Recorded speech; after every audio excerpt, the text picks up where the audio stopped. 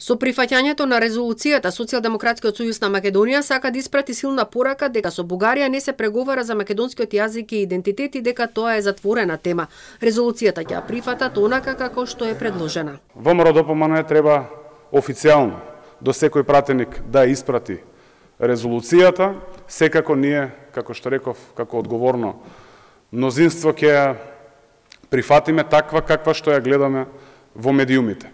Со тоа би сакал да ги известам и граѓаните и да соопштам дека избиваат на површина буквално сите лаги кои што ги пласира ВМРО-ДПМН и Христијан Мицкоски во однос на национално предоство, во однос на загрозувањето на нашиот македонски јазик и македонски идентитет. Резолуцијата е поднесена врз основа на две декларации. Едната за развој на односите на Македонија со Европската Унија, освоена во собранието на 4 февруари 1998 година, и другата врз основа на резултатот од референдумот, одржан на 8 септември 1991 година.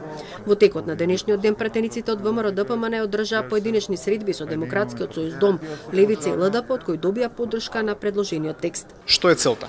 Да видиме кои се позициите на Република Македонија, кои може да помогнат на нашата надворешна политика, проактивно да се представи надвор од границите на нашата држава, да разговара со сите наши стратешки сојузници, но пред се и со земите членки на Европската Унија и европските институции. Малите партии очекуваат резолуцијата да се усвои со акламација.